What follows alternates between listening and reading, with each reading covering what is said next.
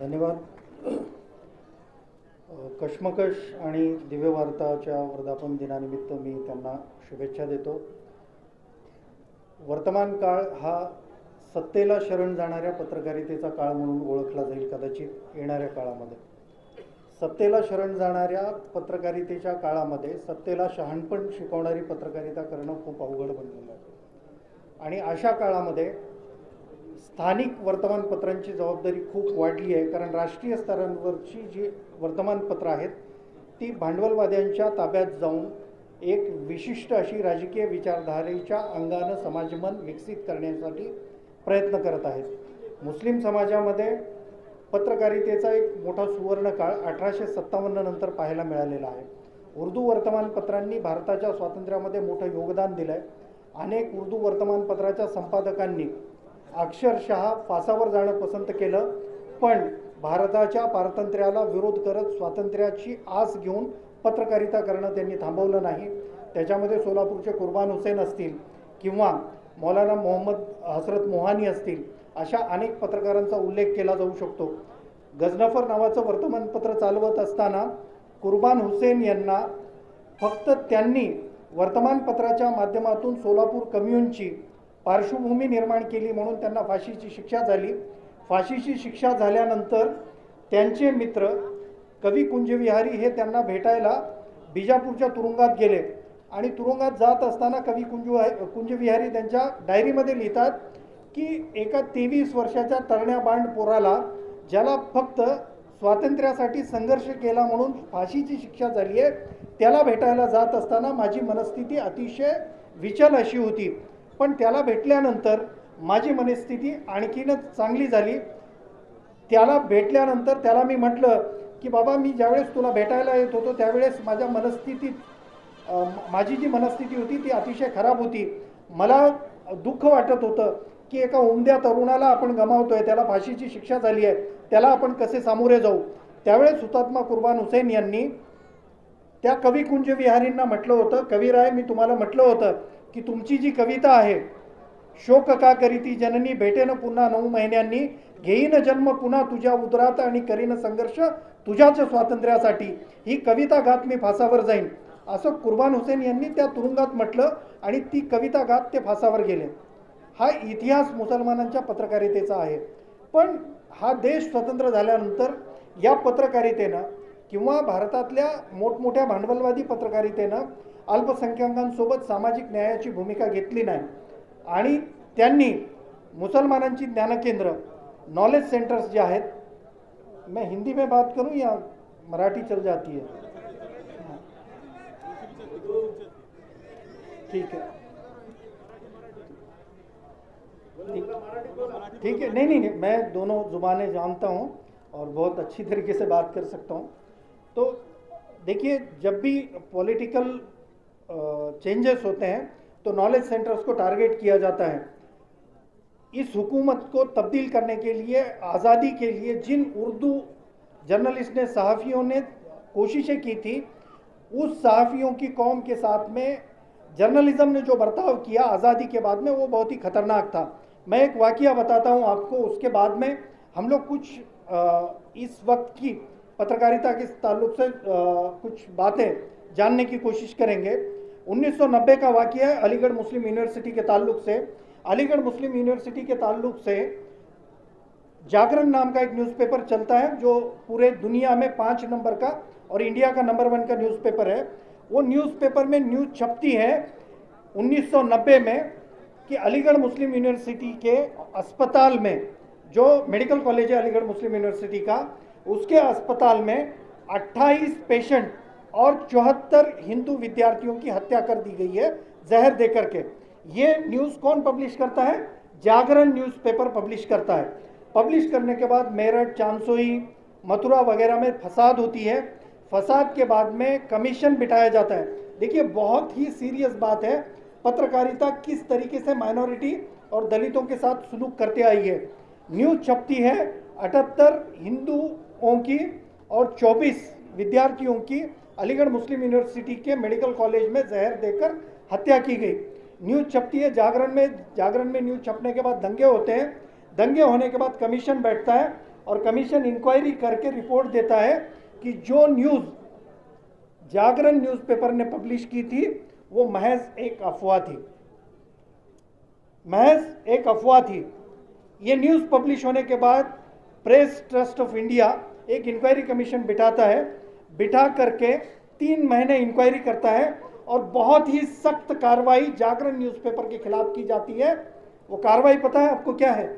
एक लेटर निकाला जाता है 3 लाइन का, उस लेटर में लिखा जाता है कि फला फला डेट को आपने न्यूज़ जो पब्लिश की थी वो गलत थी, इस तरह की गलती दोबारा न करें।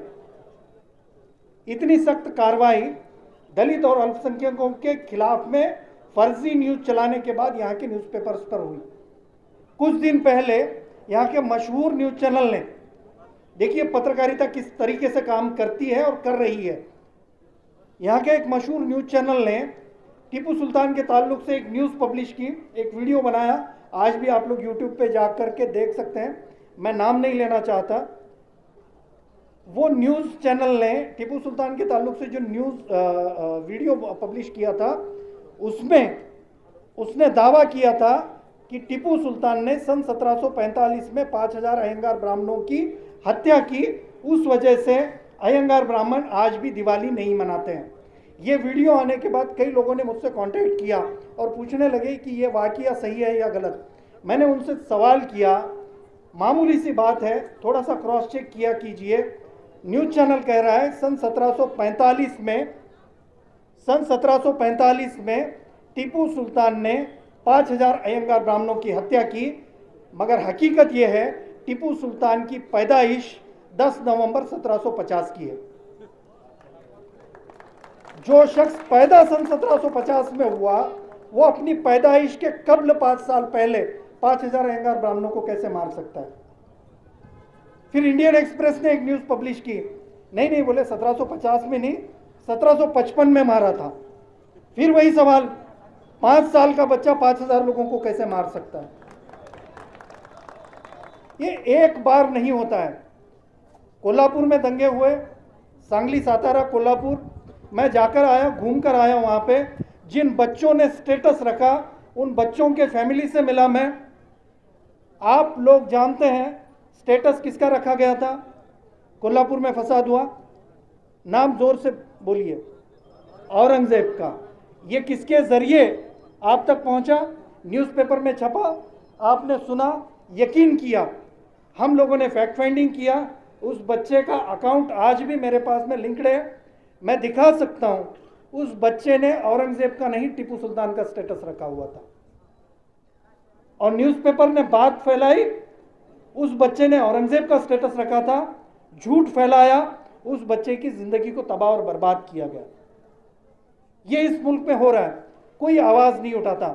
इसीलिए मैंने शुरुआत में कहा कि जिस वक्त न्यूज़पेपर्स, न्यूज़ इंडस्ट्री हुकूमत को सरेंडर करती है, बड़े बड़े न्यूज़पेपर्स, चेन लिंक न्यूज़पेपर्स जो होते हैं पूरे मुल्क भर में चलते हैं, वो एक सियासी एजेंडा लेकर के समाज की ज़हनियत को बदलने की कोशिश करते हैं। तो ऐसे दौर में लोकल न्यूज़पेपर्स की जिम्मेदारी काफ़ी बढ़ जाती है, क्योंकि लोकल न्यूज़पेपर्स लोकल के समाज की मानसिकता को समझ के उस समाज की मानसिकता में बदलाव करने की कोशिश करते हैं। उसलिए लोकल न्यूज़पेपर्स ज़रूरी होते हैं ताकि इन कैपिटलिस्ट न्यूज़पेपर और न्यूज़ इंडस्ट्री को उनकी औकात दिखा सकें। जी नहीं, सुन नहीं पाया मैं। 2 मिनट में आसान हो रही। जी। तो प्रोपोगंडास के जरिए अगर हम लोग हिस्ट्री को समझने लगेंगे तो हिस्ट्री से, इतिहास से, तारीख से सिवाय नफरत के कुछ हासिल नहीं कर सकते। प्रोपोगंडास इस तरीके से फैलाए जाते हैं, झूठ इस तरीके से फैलाया जाता है, किताबों के ज़रिए झूठ फैलाया जाता है, अखबारों के ज़रिए इतिहास को लेकर के झूठ फैलाया जाता है। उसी न्यूज़ चैनल ने एक बात कही थी कि टीपू सुल्तान ने अपने दौर में 8000 से ज़्यादा मंदिरों को बंद किया था या गिरा दिया था, मगर उस न्यूज़ चैनल ने ये जानने की कोशिश नहीं की कि उसी टीपू सुल्तान ने जो 156 मंदिरों को डोनेशन दिया था उसकी लिस्ट जो है कर्नाटका गवर्नमेंट के गैजेट ने पब्लिश की हुई है। प्रोपोगंडाज के ज़रिए हिस्ट्री को समझने की एक बीमारी सी जो है हमारे समाज को लगी हुई है। टीपू सुल्तान हो, औरंगज़ेब हो, निज़ाम मीर उस्मान अली हो, हम लोग प्रोपोगंडाज को फॉलो करते हैं। निज़ाम मीर उस्मान अली के ताल्लुक से भी इतने प्रोपोगंडाज फैलाए गए हैं कि हम लोग हकीकत तक पहुंचना ही नहीं चाहते। नेशनलिज्म की एक दीवार को खड़ी कर दी, नेशनलिज्म की एक दीवार उनके तारीख के बीच में और समाज के बीच में, उसके आगे कौम जाकर उस चीज़ को समझना नहीं चाहती, हैदराबाद की तारीख तक पहुंचना नहीं चाहती। औरंगाबाद का नामांतर हुआ तो औरंगाबाद के नामांतर के ताल्लुक से भी लोग कई तरह का एजेंडा चलाते रहे। तो मैंने मराठी में एक आर्टिकल लिखा था, उस आर्टिकल का मफहूम मैं बताता हूँ आपको। देखिए, किसी भी समझदार कौम को, समझदार मुल्क को ये बात समझने की ज़रूरत है। मैंने मराठी में लिखा था की मुसलमानांना हा देश आपला वाटावा म्हणून मुसलमानांच्या 4-2 खाणाखुणा तुम्ही या देशात शिल्लक ठेवणार आहात की नाही। आम्हाला हा देश आमचा वाटावा, आम्ही या देशावर प्रेम करावं म्हणून आमच्या 4-2 खाणाखुणा तुम्ही शिल्लक ठेवणार आहात की नाही। आपण घरामध्ये जातो, घरामध्ये गेल्यानंतर आपल्या बापदादांचे फोटो भिंतीवर टांगलेले असतात, आपल्या कुटुंबाच्या खाणाखुणा भिंतींवर पसरलेल्या असतात। त्या खाणाखुणा बघून आपण घरावर प्रेम करायला लागतो, ते घर आपलं वाटायला लागतं। तसंच या देशाचं देखील आहे, सांस्कृतिक सामाजिक प्रतिनिधित्वाचं देखील आहे। ज्या पद्धतीनं बहुसंख्याकांना सांस्कृतिक प्रतिनिधित्व मिळतं, त्याच पद्धतीनं अल्पसंख्याकांना देखील सांस्कृतिक प्रतिनिधित्व दिलं गेलं पाहिजे। संभाजीनगर केलं तर त्याच पद्धतीनं मलिकंबर नगर देखील कुठल्या तरी एखाद्या शहराला नाव दिलं गेलं पाहिजे, त्याच धर्तीवरती आंबेडकर नगर देखील केलं पाहिजे। सांस्कृतिक प्रतिनिधित्व हे समान पातळीवर असावं। सांस्कृतिक प्रतिनिधित्व विषम असू शकत नाही, राजकीय प्रतिनिधित्व विषम असू शकत नाही, पण ही सांस्कृतिक सामाजिक राजकीय विषमता संपवण्याचं काम, त्याविषयीचं दबाव निर्माण करण्याचं काम हे वर्तमानपत्रांनी केलं पाहिजे। मागच्या 70 वर्षामध्ये तुम्ही तुमच्या मुलांची अभ्यासक्रमाची पुस्तकं काढून बघा, जाऊन पहा तुमची मुलं तुमच्या अभ्यासक्रमामध्ये काय शिकतात। या देशामध्ये ज्ञानदेवांच्या कविता महाराष्ट्रामध्ये 1970 पासून 30 वेळा रिपीट झालेल्या आहेत। नामदेवांच्या रिपीट झाल्या, तुकाराम महाराजांच्या रिपीट झाल्या, पु ल देशपांडेंचे धडे एकामागून एक 10 वर्ष सलग येतात। गदी माडगुळकरांच्या कविता येतात, कुसुमाग्रजांच्या येतात, विवा शिरवाडकरांच्या येतात, पण बंदा नवाजची एखादी शायरी कुठेही कुठल्याही अभ्यासक्रमाच्या पुस्तकामध्ये दिसत नाही। एखाद्या सूफीची एखादी कथा कुठे दिसत नाही। टिपू सुलतान विषयी साधी माहिती कुठे मिळत नाही। कुर्बान हुसेन विषयी मागच्या 70 वर्षात एकाही अभ्यासक्रमाच्या पुस्तकामध्ये साधं एखादं प्रकरण ॲड केलं जात नाही। ही सांस्कृतिक विषमता तुम्ही कधी समजून घेणार आहात? सांस्कृतिक प्रतिनिधित्वाची लढाई अभ्यासक्रमामध्ये तुम्ही कधी लढणार आहात? अभ्यासक्रमामध्ये आज लोक म्हणतात, अनेक लोक मला भेटतात, सर आज भारतामध्ये कर्नाटकात म्हणजे कर्नाटकमध्ये रामायण शिकवलं म्हणून लोक टाहो फोडत होते मागच्या काही दिवसांपूर्वी। पण मला त्याच भाबड्या लोकांना प्रश्न विचारायचा आहे, बाबा रे 1990 मध्ये या राज्यामध्ये सत्ता कोणाची होती? त्या काळात बालभारतीनं छान छान गोष्टी नावाचं पुस्तक शिकवलं, त्या पुस्तकामध्ये रामायण आणि महाभारताच्या कथा होत्या ना। जर बालभारती रामायण आणि महाभारताच्या कथा शिकवू शकत असेल तर त्यांनी गौतम बुद्धाच्याही कथा शिकवल्या पाहिजेत, प्रेषित मोहम्मदांच्याही कथा शिकवल्या पाहिजेत, येशू ख्रिस्ताच्याही शिकवल्या पाहिजेत। धार्मिक आणि सामाजिक समानता ही प्रत्येक ठिकाणी दिसली पाहिजे, पण त्याविषयी लढा लढला जात नाही। सांस्कृतिक प्रतिनिधित्व हे एकाच समाजापुरतं, एकाच वर्गापुरतं मर्यादित करून एका विशिष्ट वर्गाला त्या प्रतिनिधित्वाच्या बाहेर ढकलणं हे भारताच्या भवितव्यासाठी योग्य नाही आहे। भारताचं भवितव्य भारताच्या इतिहासातून घडलं पाहिजे। भारताच्या इतिहासाचा अभिन्न अंग ज्या पद्धतीनं संत तुकाराम आहेत, त्याच पद्धतीनं काफिर इश्कम मन मुसलमानी मन दरकार निष्ठ म्हणत या भारताचं पहिलं राष्ट्रगीत लिहिणारा अमीर खुसरो देखील आहे।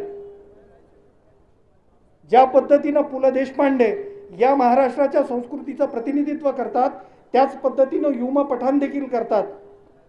ज्या पद्धतीनं कुसुमाग्रज करतात, त्याच पद्धतीनं आमचा कोल्हापूरला राहणारा साहिल कबीर करतो।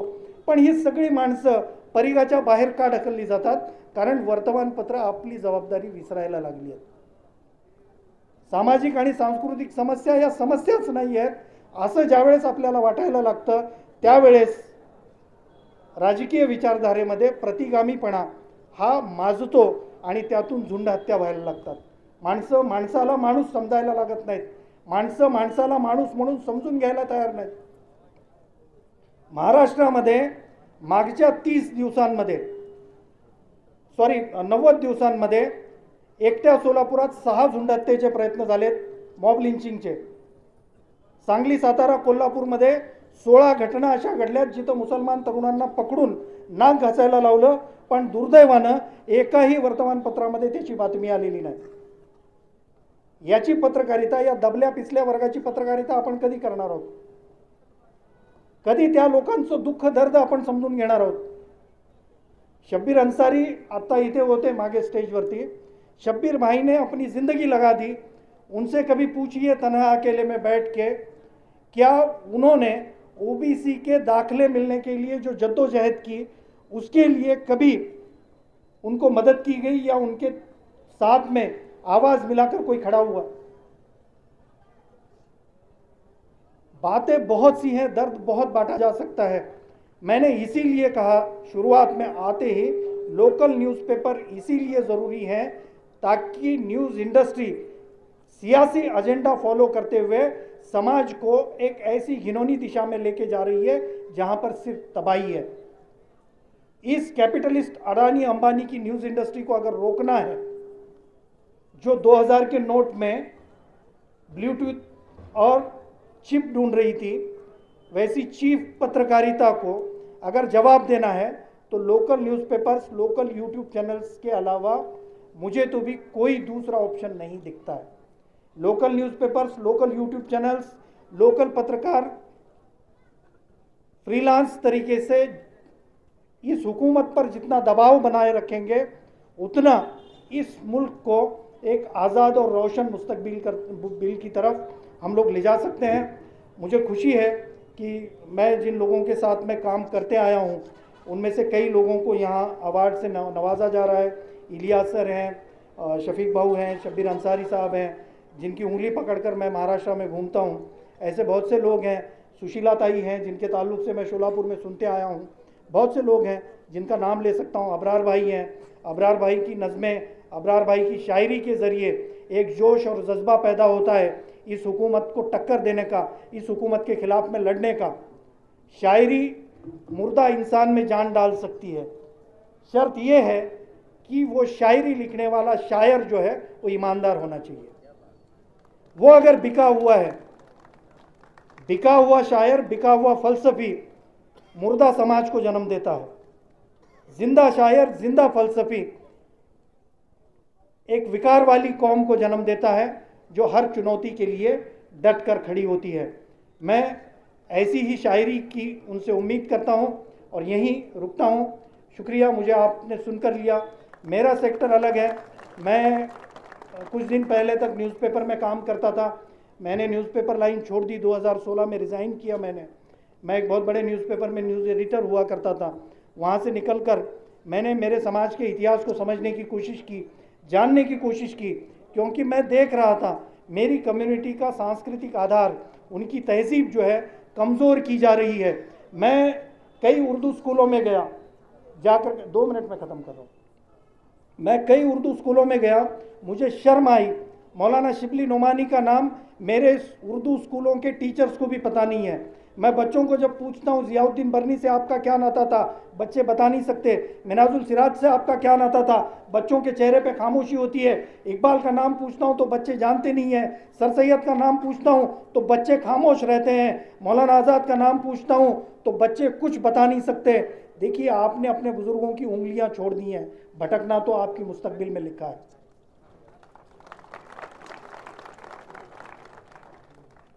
जिस सर सैयद ने आपकी कौम के लिए एक एजुकेशनल इदारा खड़ा करने के लिए पैर में घुंघरू बांध के नाचते हुए आपसे भीख मांग के पैसा खड़ा किया, उस सर सैयद को आप भूल गए.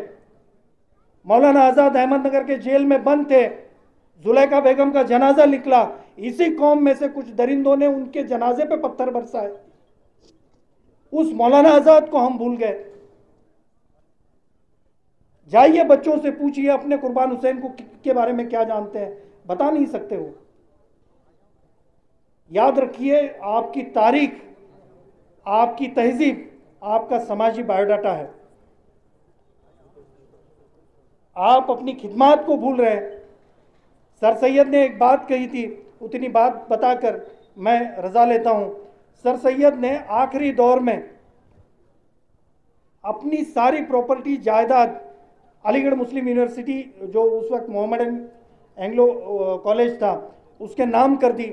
नाम करने के बाद में उनका एक दोस्त सर सैयद के पास आता है, आकर कहने लगता है कि सर सैयद ये क्या पागलपन किया, सारी प्रॉपर्टी दे दी, अपने मुस्तकबिल के लिए कुछ बचा कर रखता। सर सैयद कहते हैं कि मैंने ये मेरे मुस्तकबिल के लिए ही किया है। तो दोस्त हंसने लगता है और गुस्से में कहता है कि ये कैसा मुस्तकबिल का फैसला है, सारी चीज़ें तो तुमने डोनेशन में दे दी, सारी प्रॉपर्टी ख़त्म कर दी, रास्ते पर आ गए, और ये मुस्तकबिल का फैसला। तो सर सैयद कहते हैं मैं मेरे कौम के बच्चों का, देखिए सर सैयद का ये जुमला याद रखिए, सर सैयद कहते हैं अपने दिलों पर उतार लीजिए, अपने घरों में लिख कर रखिए। सर सैयद कहते हैं सारी प्रॉपर्टी देने के बाद जब उनका दोस्त पूछता है कि ये तूने क्यों किया, तूने अपना मुस्तकबिल क्यों ख़त्म किया, क्यों सारी प्रॉपर्टी डोनेशन में दी, तो सर सैयद उस दोस्त को जवाब देते हुए कहते हैं मैं मेरे कौम के बच्चों का मुस्तकबिल जेल के सलाखों के पीछे देख रहा हूं। शुक्रिया, सोचिए इस पर।